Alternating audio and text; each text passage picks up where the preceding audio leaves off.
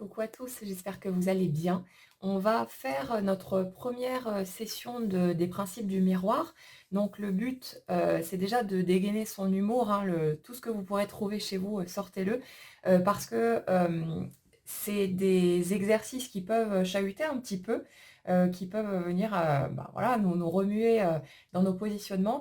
Mais quand on le voit non pas comme une espèce de jugement, hein, envers soi, ou quoi que ce soit de ce type-là, mais simplement comme un exercice pour aller regarder avec la plus grande bienveillance l'être humain que nous sommes, avec tous nos mécanismes dysfonctionnels, tous nos réflexes d'accusation vers l'extérieur, alors qu'en fait, quand on le ramène vers soi, on se sent soulagé, libéré d'un poids aussi, en reconnexion avec notre vérité intérieure.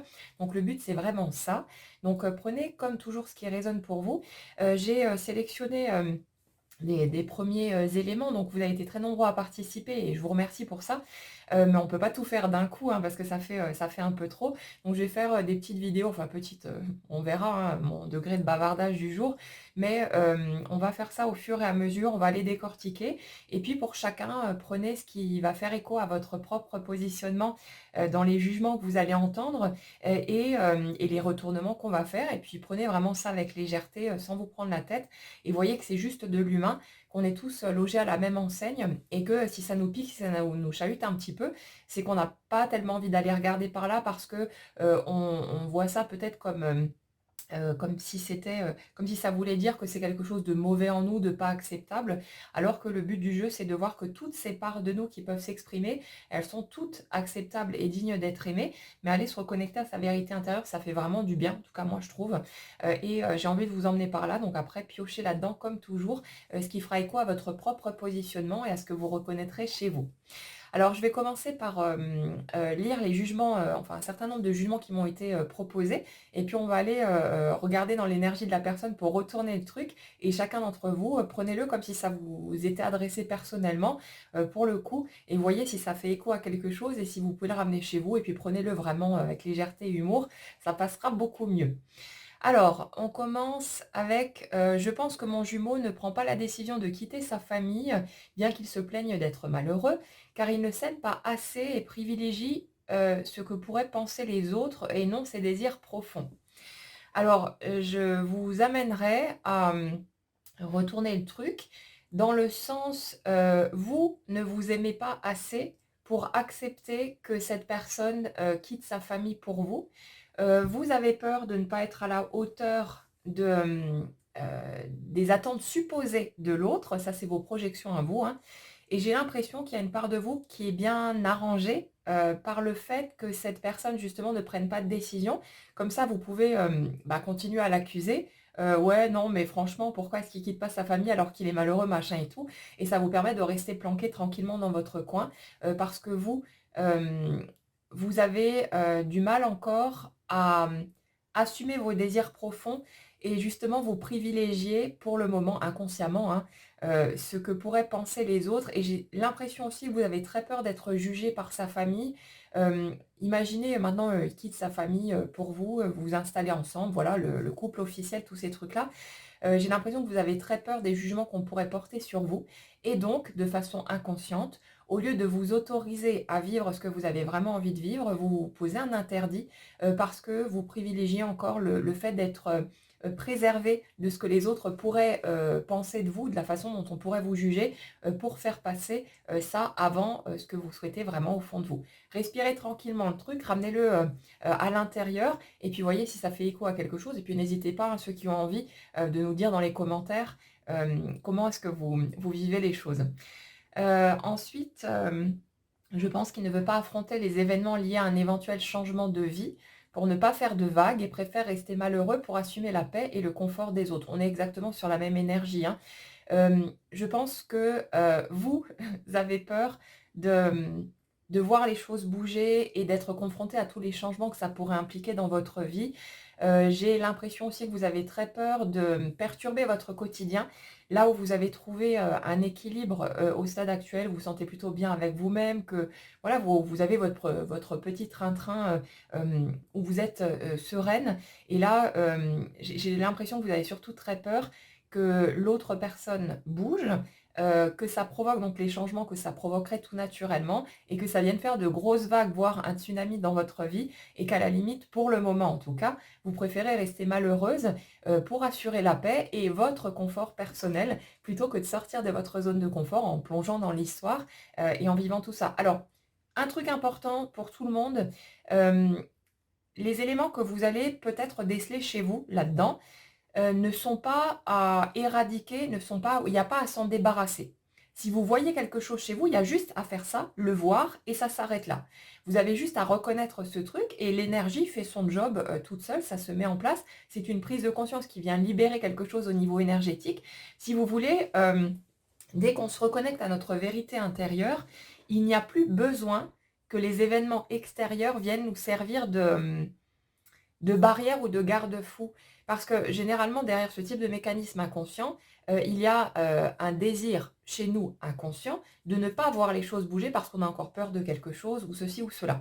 Et comme on n'est pas forcément en mesure d'assumer à ce moment-là qu'on a trop peur pour y aller ou qu'on s'interdit encore telle ou telle chose parce que c'est totalement insupportable pour nous de se faire à l'idée que c'est nous en fait qui ne voulons pas vivre les choses alors que d'un autre côté on en a envie.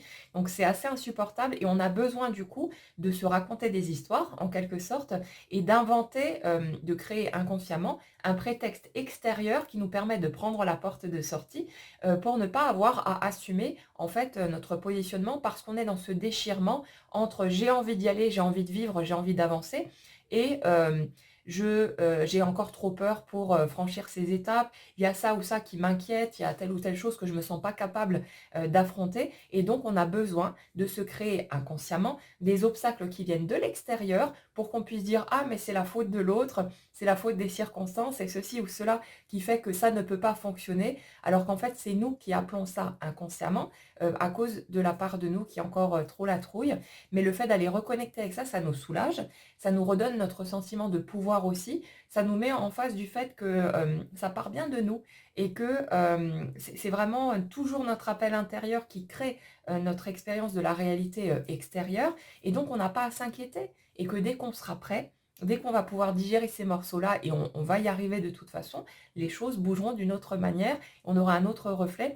Mais si vous voulez, l'avantage à aller plonger dans ces énergies, à se reconnecter à cette vérité intérieure, c'est que dès qu'on devient clair sur le fait que oui, oui, c'est bien moi en fait qui a encore peur, d'avancer, d'y aller, de plonger dans l'expérience, on n'a plus besoin de ces obstacles qui apparaissent à l'extérieur et ça permet de voir les choses se dénouer et c'est super intéressant. Donc, voilà, prenez, ce qui résonne mais n'en faites rien. Il n'y a pas à chercher à s'en débarrasser, se dire, «Vite, vite, vite, il faut que je change mon positionnement». Non, non, reconnaissez-le juste chez vous si ça fait écho à quelque chose et ça s'arrête là. Le reste se fera tout seul, tout naturellement et vous n'avez pas besoin de vous en préoccuper. Je pense qu'elle m'a menti à de nombreuses reprises et s'est servie de moi pour rendre jalouse la personne avec qui elle vivait à l'époque. Est-ce que ce serait pas vous qui vous êtes menti à vous-même à de nombreuses reprises, ne serait-ce en essayant de vous montrer, différent de qui vous êtes, pour tenter de plaire, à cette personne? Allez regarder peut-être aussi si, vous-même n'avez pas ressenti une certaine satisfaction à rendre, jalouse, une autre personne, un ex qui vous aurait fait du mal ou ce genre de choses, hein. Une personne qui aurait pu vous blesser et à avoir peut-être cette intention qui n'enlève rien aux autres intentions qu'il y avait peut-être dans cette relation, mais allez voir si, il n'y avait pas chez vous ce désir quelque part de rendre un peu la monnaie de sa pièce à des personnes qui ont pu vous blesser et vous dire: «Ben voilà, regarde moi j'avance, je suis heureuse à nouveau» et cetera. Allez regarder ça chez vous aussi, mais le mensonge, qui vient de l'autre, ça reste quelque chose qu'on interprète, hein, souvent aussi et qu'on va, retrouver chez nous dans le fait que nous, soit on ment à l'autre, pas forcément, hein, dans le but de nuire ou quoi que ce soit, hein. C'est peut-être juste par peur, de se montrer tel que l'on est, de pas être accepté, pleinement, ce genre de choses et on se ment souvent à soi-même, pour diverses raisons aussi parce que voilà, on est juste des humains et qu'on a besoin de cheminer tranquillement. Mais il y a ce truc-là, allez, le retourner chez vous et voyez si vous, vous étiez totalement clair sur votre positionnement, sur qui vous étiez, sur ce que vous mettiez au dehors, ou s'il y avait d'autres petits trucs, que vous n'avez pas, comment dire? Assumés, parce que ça vous semblait être quelque chose de mal ou je sais pas quoi, alors que c'est juste de l'humain et que ça n'a pas à être jugé non plus. Ensuite, je pense qu'elle ne veut pas être la raison de ma séparation. C'est, vous, en fait, qui ne voulez pas que cette personne soit la raison de votre séparation, en tout cas en apparence, parce que, vous avez très peur d'être jugée et qu'on vienne vous dire, «Ah oui, traîtresse, tu me quittes pour une autre personne», machin et tout. En fait, si vous voulez, j'ai l'impression que vous aimeriez, dans l'idéal, hem que votre séparation puisse être actée, seule avec, l'autre personne. C'est-à-dire qu'il n'y ait pas de tierce personne et qu'on puisse surtout pas vous juger, d'être, quelqu'un de mauvais, qui trompe, qui trahit, ce genre de choses. Donc, pour moi, c'est pas la personne en face, hein, qui veut pas être la raison de votre séparation. C'est vous qui voulez faire, les choses proprement. Ça parce qu'il y a une peur d'être jugé et un besoin de préserver les apparences en quelque sorte. Et c'est pour ça en fait que vous vous retrouvez dans cette situation-là, à voir ça, chez l'autre personne. Alors ensuite, un autre jugement, immature, car il n'assume pas ses sentiments et cherche à plaire à tout le monde, pour se sentir aimé et entretenir un harem autour de lui. Est-ce que vous, vous assumez vos sentiments pleinement ou est-ce que, vous cherchez justement à vous cacher derrière une espèce de façade, hem qui ne veut pas montrer par fierté ou pour ce genre de choses et pour ne pas être, ridiculisé aussi. Il y a un peu ce truc-là dans l'énergie. Hem, c'est vous qui avez besoin de vous sentir aimé, approuvé, par, tout le monde autour de vous. Allez regarder ce truc-là et le truc, c'est que vous vous jugez en plus d'être immature, comme si vous aviez l'impression que c'était un comportement, un truc un peu infantile, du genre, quand on est un enfant, on cherche l'approbation de tout le monde et quand on est un adulte, on est censé ne plus en avoir besoin, s'assumer pleinement, être détaché du regard des autres. Il y a un peu ça chez vous. Donc, allez regarder, peut-être ce truc-là et voir de quelle façon est-ce que vous n'assumez pas vos sentiments et de quelle façon est-ce que vous vous sentez peut-être même, diminué, par les sentiments que vous avez, comme si vous le perceviez comme une faiblesse chez vous, au lieu de juste voir que, bah, voilà, c'est de ressentir de l'amour, des sentiments, c'est humain, et qu'il y a rien de négatif ou de dégradant, en fait, là-dedans. Allez regarder ce truc-là. Dépendant au sexe et bisexuel, ça me fait très peur, cette portion que je ne maîtrise pas du tout. J'ai l'impression de devoir compétitionner avec la planète et d'être continuellement menacée dans ma relation, car il veut plaire à tous et ça n'aide pas à la confiance. Alors concrètement, hein, vous jugez l'autre sur le fait que, a priori, il soit addict au sexe. Encore que ça peut juste être le fait de, bah, de simplement aimer, avoir des relations sexuelles sans que ce soit forcément une dépendance ou une addiction. Mais on dirait que vous avez besoin de mettre ça sous le couvert d'une dépendance comme pour espérer que ça, fasse changer de direction cette personne qui reviendrait à quelque chose de moins poussé parce que ça vous rassurerait, et parce que vous n'avez pas confiance en vous. La confiance que vous pouvez ressentir, elle ne dépend pas de l'autre et de son comportement, hein.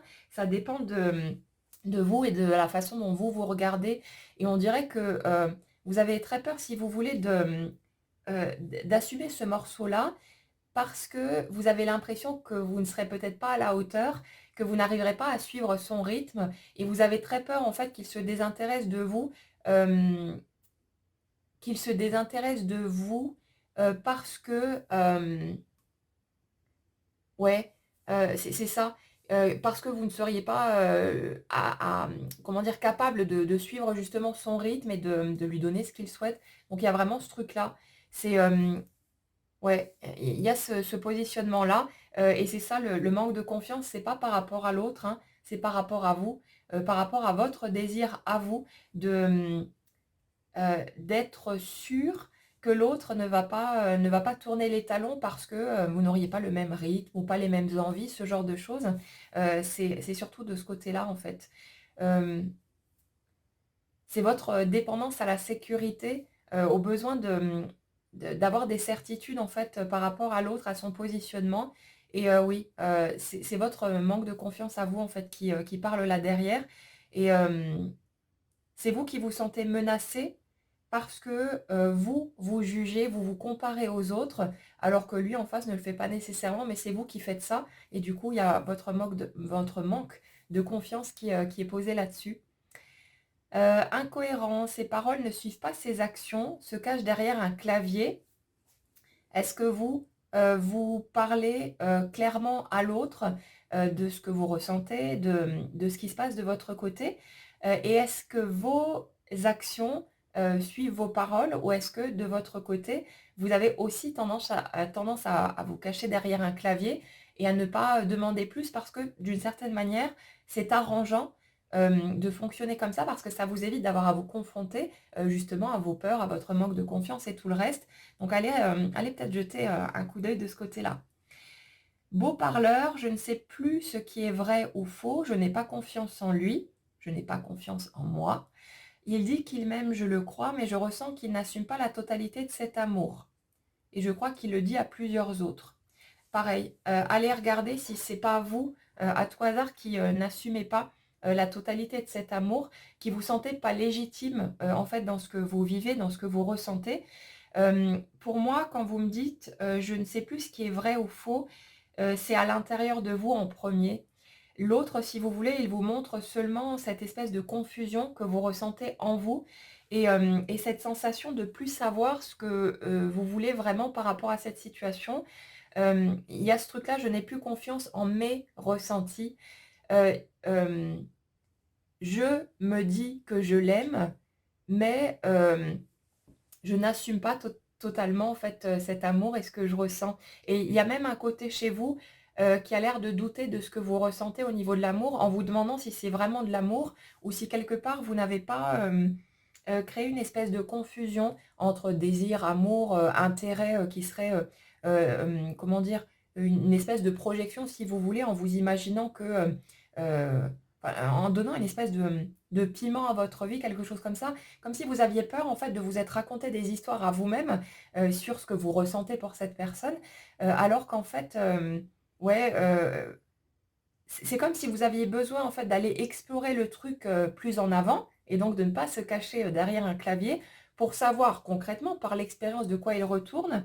Mais comme vous restez plus ou moins enfermé dans quelque chose qui est virtuel, ça fait que justement, bah, vous savez plus ce qui est vrai ou faux, mais chez vous, à l'intérieur en premier, et l'autre ne fait que vous renvoyer ça. Donc c'est votre propre confusion et le fait de rester accroché à l'idée que, non mais c'est de l'amour que je ressens, machin et tout, ça vous embrouille vous-même en fait, parce qu'il y a une part de vous qui sait qu'elle est pas totalement sûre de ce qu'elle veut ou de ce qu'elle ressent et il y a une peur en fait d'aller explorer le truc et de peut-être vous rendre compte que c'était une illusion, que, vous avez projeté quelque chose qui n'était pas, si réel que ça. Et il y a cette crainte d'aller regarder de ce côté-là. Personne fausse porte des masques pour cacher ce qu'il est en réalité. Ne s'assume pas, ne s'aime pas, ça c'est vous, encore une fois.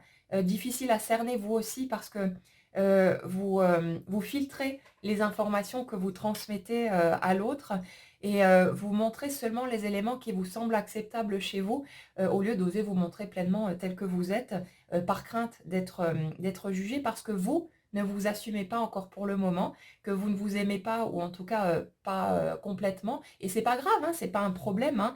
Pour tout le groupe qui m'écoute, on n'est pas censé s'aimer, au taquet, et puis moi je connais plein de gens qui vivent une très belle histoire d'amour et qui ne s'acceptent pas pour autant, en entier, hein, il y a pas de souci avec ça. C'est juste, allez le regarder chez vous, que c'est votre peur en fait d'être vu par l'autre, et que quand, on a l'impression que c'est l'autre qui n'assume pas, ben, c'est nous à un niveau ou à un autre qui n'assumons pas, ou qui n'assumons pas aussi cette espèce de dualité, hein, qu'il peut y avoir chez nous, entre, j'ai envie d'y aller, mais en même temps j'ai peur, tous ces trucs-là, et on peut pas aller regarder par là pendant un certain temps, mais c'est pas grave, ça se dénoue au fur et à mesure et on y arrive de toute façon. Hem, alors oui, vous me dites: «J'ai l'impression de le connaître depuis toujours, mais sans le connaître du tout» et c'est précisément ça le hic. C'est ça la confusion, c'est que, dans ce type, de situation, il y a ce sentiment d'être en parfaite osmose avec l'autre, de le connaître, en profondeur, de cette sensation de connexion profonde, avec lui ou avec elle. Mais en même temps, très souvent, on se retrouve dans des situations où effectivement, techniquement, on ne connaît pas grand chose de l'autre et c'est ça qui nous fait, être dans la confusion. Parce qu'on a, tout naturellement, quand on ressent cette espèce de connexion avec quelqu'un, on a envie d'y aller, d'explorer la relation, de vivre le truc. Mais en même temps, il y a ce côté, oui, mais si en fait je m'engage d'une certaine manière là-dedans, ne serait-ce que verbalement, que je plonge à fond, que je déclare mes sentiments et tous ces trucs, mais qu'au final je plonge dans la relation et que je me rends compte que je me suis leurrée, que j'étais dans une illusion, ce genre de choses, ou alors que ça me convient pas, tout simplement. Il y a une part de nous qui a pas trop envie d'aller regarder par là, qui est assez chahutée et pour moi c'est ça. Et le truc qui, si vous voulez, vous perturbe aussi là-dedans, c'est que vous dites que l'autre personne porte des masques pour cacher ce qu'il est en réalité, c'est vous qui faites ça. C'est vous qui avez peur de montrer, la personne que vous êtes et de peut-être être confronté à des jugements ou à une non-acceptation. Et d'ailleurs, j'ai un truc, une anecdote, sympa à vous proposer là-dessus. Enfin, peut-être qu'il y a un certain nombre de personnes parmi vous, qui se reconnaîtront là-dedans.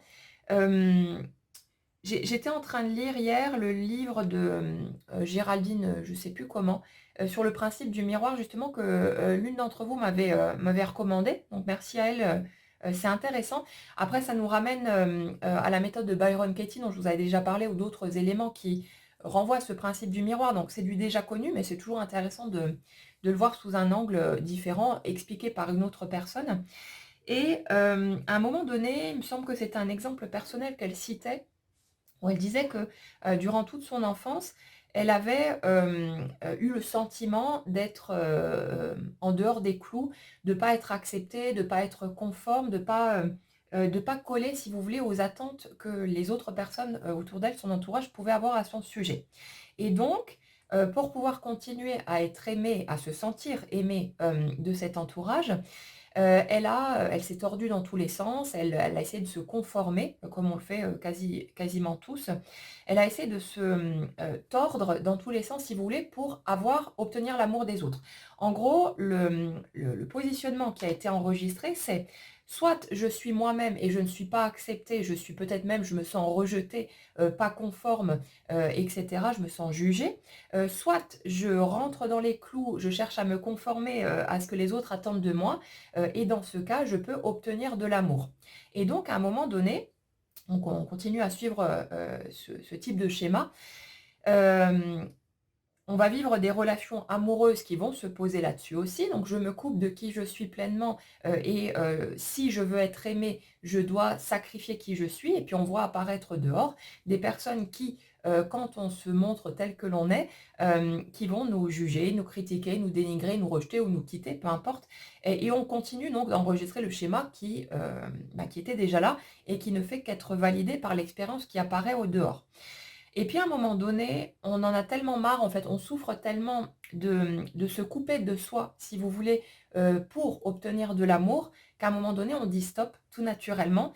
Hem et donc, qu'inconsciemment, pour un certain nombre de personnes parmi nous qui se reconnaîtront dans ce schéma et c'est mon cas, inconsciemment, on finit par dire non à l'amour, à la possibilité d'expérimenter à nouveau, hem, parce qu'on croit que soit, on va devoir se tordre à nouveau dans tous les sens pour pouvoir être aimé par l'autre, soit il va falloir, du coup rester seul et pouvoir dans ce cas être soi-même, pleinement. Et si vous voulez, à un moment donné, ça devient tellement évident qu'on ne peut plus sacrifier quoi que ce soit de qui on est pour, tenter de gratter de l'amour à l'extérieur, qu'on va, se conforter dans l'idée de se donner cet amour à soi-même et puis de laisser le truc, en suspens mais c'est un refus intérieur de replonger dans l'expérience et d'aller se confronter à la possibilité d'être rejeté à nouveau, d'être jugé, pas accepté tel que l'on est, si on s'assume pleinement et que, on se montre tel que l'on est. Donc il y a ce truc-là qui est très important et le fait de voir que c'est nous-mêmes, en fait, qui refusons, de vivre une nouvelle expérience pendant un certain temps, ça dure pas toute la vie de toute façon, hein, mais c'est nous-mêmes qui refusons de vivre une expérience pendant un certain temps parce qu'on croit que si on retourne dans la relation, on aura de nouveau, besoin de sacrifier une part de soi ou alors qu'en étant soi-même et c'est ce qu'on souhaite généralement à ce stade, de notre positionnement, pour pouvoir rester soi-même, on va forcément être exposé à une personne qui va nous rejeter, nous juger, nous dénigrer ou essayer de nous faire changer.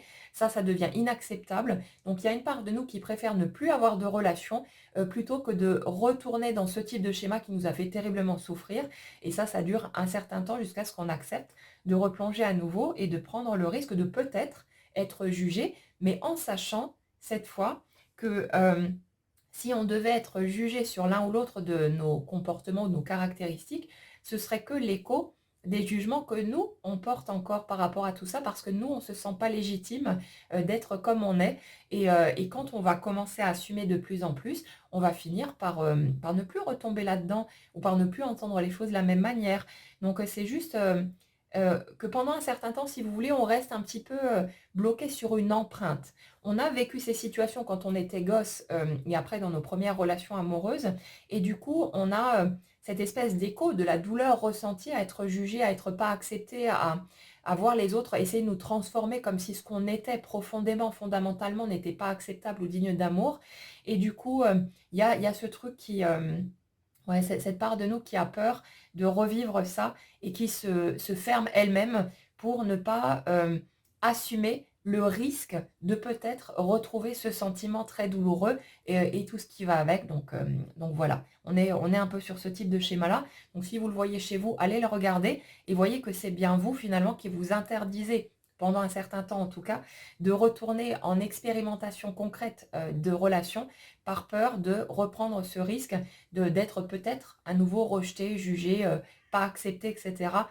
Ou de peut-être aussi, heu, avoir peur de vous perdre vous-même et de céder à nouveau face à votre besoin d'amour, comme si vous aviez peur en fait de vos propres réactions et de pas, pouvoir tenir vos positions, à rester clair sur le fait que voilà qui je suis et je suis comme ça et pas autrement.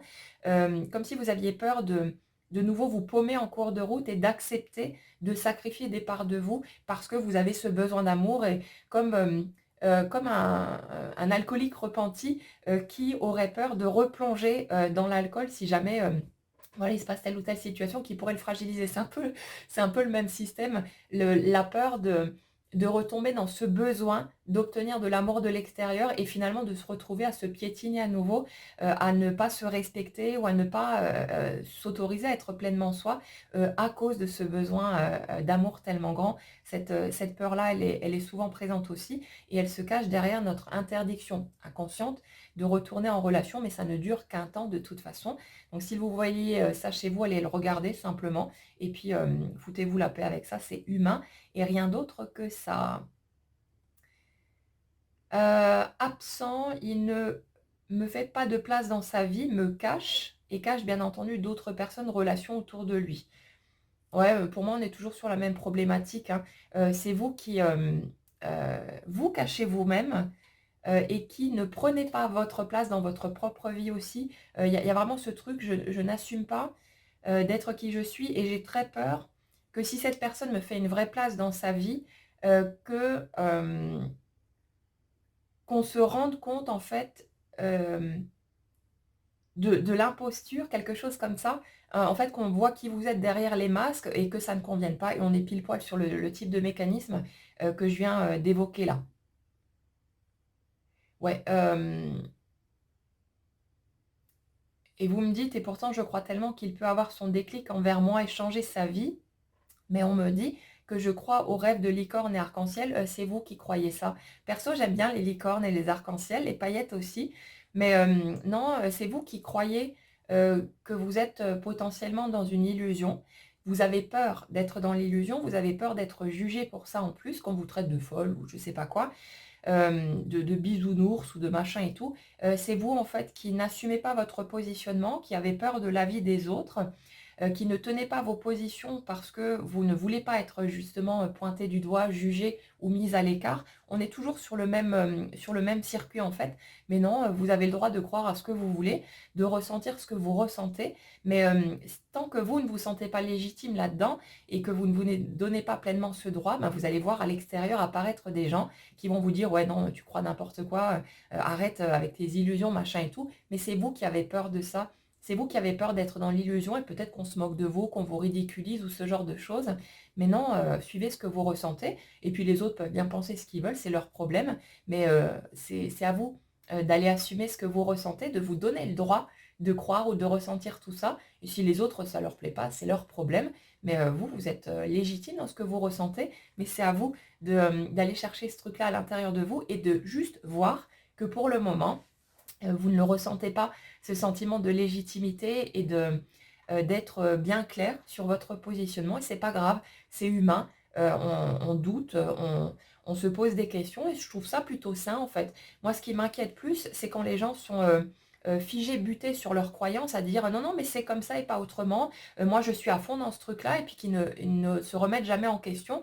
C'est des gens en général qui veulent pas aller regarder, qu'en fait ils sont sûrs de rien, qui ont très peur de ce qu'ils pourraient découvrir de l'autre côté et qui s'accrochent quelque part, souvent à des illusions aussi, par crainte de ce qu'ils pourraient, trouver de l'autre côté de l'arc-en-ciel. Mais bon, tout ça, ça fait partie de notre humanité. Il y a rien à juger là-dedans. Il y a rien à mettre de côté. C'est juste, connectez-vous tous avec votre vérité intérieure et vous voyez qu'il y a rien à en faire. C'est de l'humanité qui s'exprime, c'est rien d'autre que ça et puis voilà et tout va bien et tout ce qui pourrait être un éventuel blocage pendant un temps sautera de toute façon en temps et en heure dès qu'on sera prêt. Donc pas d'inquiétude, hein, on ne va pas rester coincé dans ces mécanismes-là. Ça bougera comme ça bougera, mais n'ayez pas peur et faites confiance simplement au processus de la vie. Alors on va s'arrêter là, pour aujourd'hui. On a déjà une petite, 1/2 heure. Donc j'espère que ça pourra vous éclairer, vous parler. N'hésitez pas comme toujours à partager dans les commentaires, ben, les déclics que vous avez peut-être, là où vous vous reconnaissez. Comme dit, hein, prenez-le vraiment avec légèreté et humour, ça passe beaucoup mieux.